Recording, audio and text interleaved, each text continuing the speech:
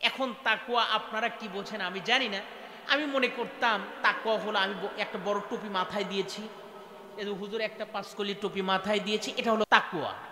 বা আমি বড় দাড়ি রেখেছি, এটা তাকওয়া। বড় জিব্বা নিসফ সাক জুব্বা পরেছি, এটাই মনে হয় তাকওয়া। আমি এটাই মনে করতাম এক সময়।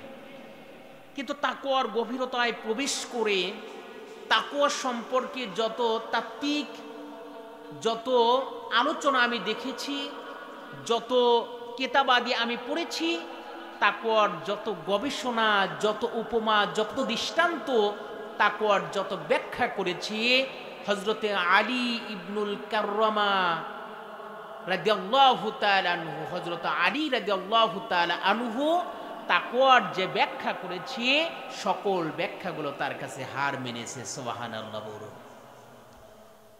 আল্লাহ রাব্বুল আলামিন বলেছেন তাকওয়া ভিতরের জিনিস, ভিতর থেকেই তার বহির প্রকাশ ঘটে। তার কথাবার্তা, তার আচরণ, তার চলাফেরা, তার সকল কাজকর্মগুলো, তার মুআমালাত মুআশারাত, তার লেনদেন, সকল কিছুর মধ্য দিয়ে বান্দা একজন তাকওয়াবান, এটা তার আচার আচরণে প্রমাণ করে। সকলেই বলুন সুবহানাল্লাহ। হযরতে আলী রাদিয়াল্লাহু তাআলা আনহু তাকওয়ার যে ব্যাখ্যা করেছে, ওনার ব্যাখ্যা যখন পড়েছি আমার কাছে মনে হয়েছিল, ওগো আলী, আমি যদি তোমাকে পেতাম, আমি যদি তোমাকে দেখতাম, তোমার দুই কদমে দুটি চুমা এঁটে দিতাম। তুমি এত সুন্দর তাকওয়ার ব্যাখ্যা করেছো। হযরতে আলী রাদিয়াল্লাহু তাআলা আনহু তিনি বলেন, আত-তাকওয়া হিয়া খাউফুম মিন জালিম ওয়াল আমালু বিত-তানজিল ওয়াল কিনাআতু বিল কলিল ওয়াল ইস্তি'দাদু লিয়াউমির রাহিম। হযরতে আলী রাদিয়াল্লাহু তাআলা আনহু তিনি বলেছেন চার জিনিসের নাম তাকওয়া। কয় জিনিস? সবাই একটু আওয়াজ দিয়ে বলুন, কয় জিনিসের নাম তাকওয়া? চার জিনিসের নাম তাকওয়া। হযরতে আলী রাদিয়াল্লাহু তাআলা আনহু তিনি বলেছেন চার জিনিসের নাম তাকওয়া। এক নাম্বার, আত-তাকওয়া হিয়া খাউফুন মিন জালিম, মহামহিম আল্লাহর ভয় অন্তরের মধ্যে, হৃদয়ের মধ্যে স্থাপন করার দরকার আছে না নাই?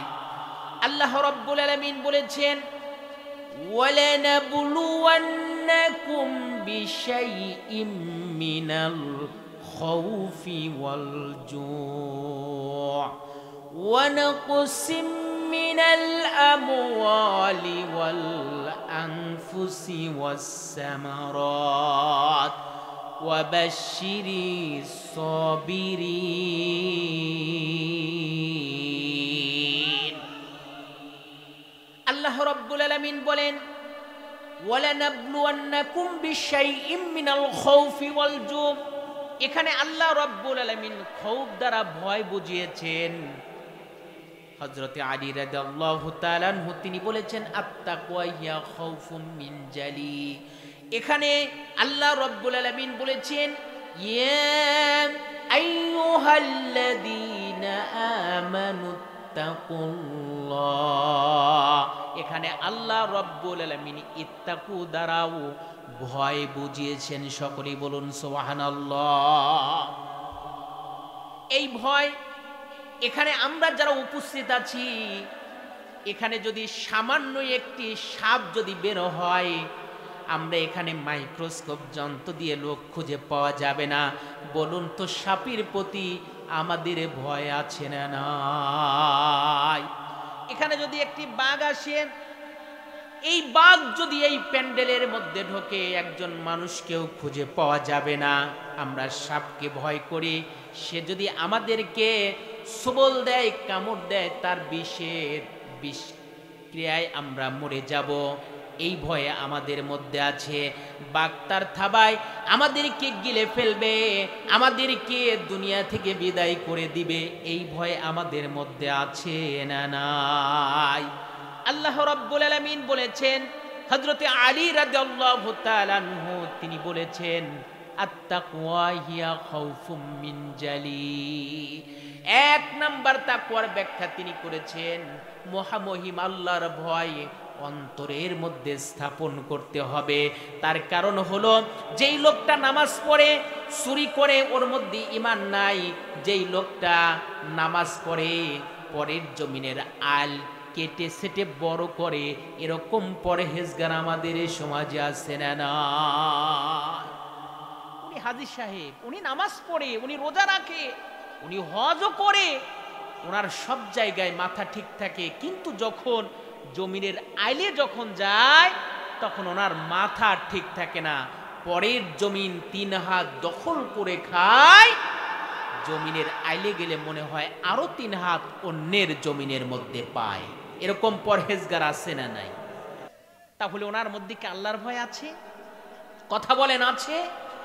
আমার ভাইয়ের, আমার বন্ধুরা, আবার মানুষের সম্পদগুলো লুটে পুটে যারা খায়, ওরা আবার ঈমানের দাবি করে, মুসলমান বলেও দাবি করে। এরকম লোক আছে না নাই?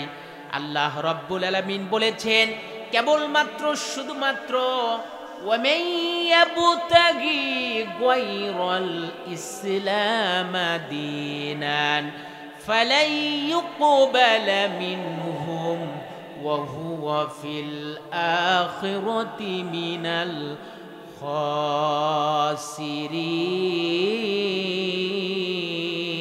খাসিরিন।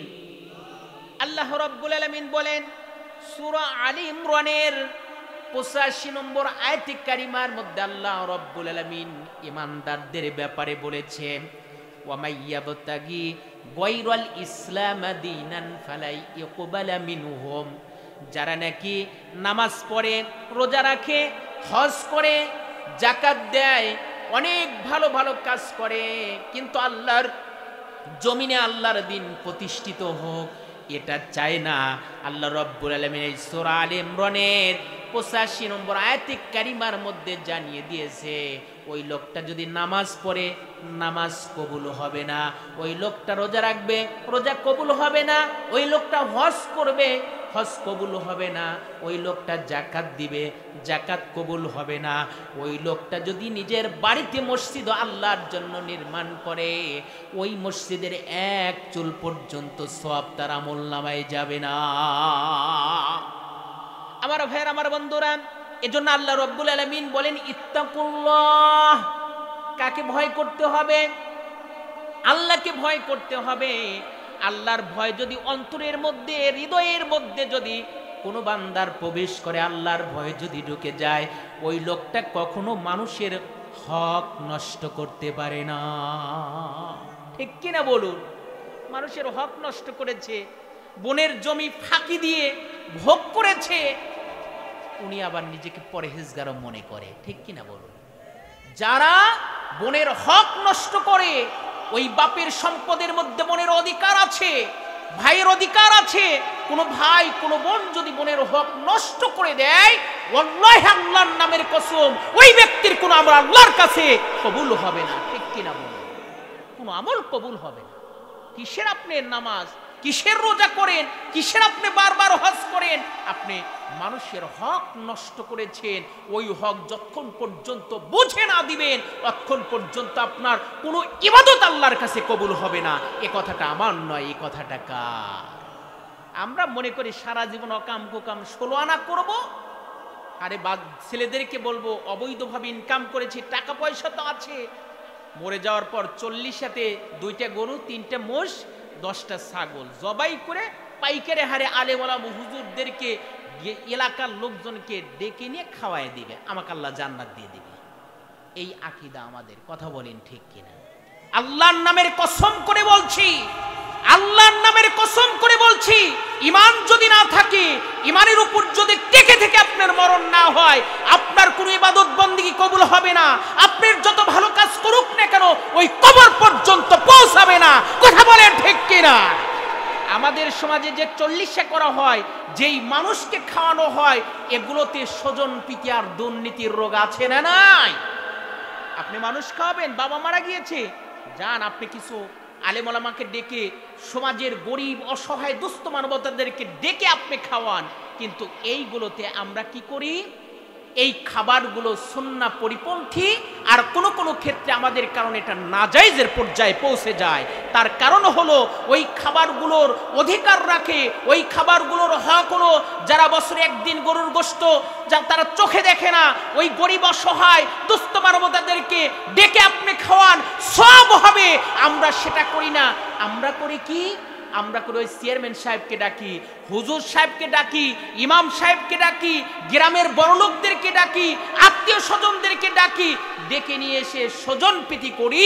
আসলে এই খাবারের হক যারা, তারা ওই উচ্ছিষ্ট অবশিষ্ট পরে পায় অথবা পায়ও না। কথা বলেন ঠিক কিনা?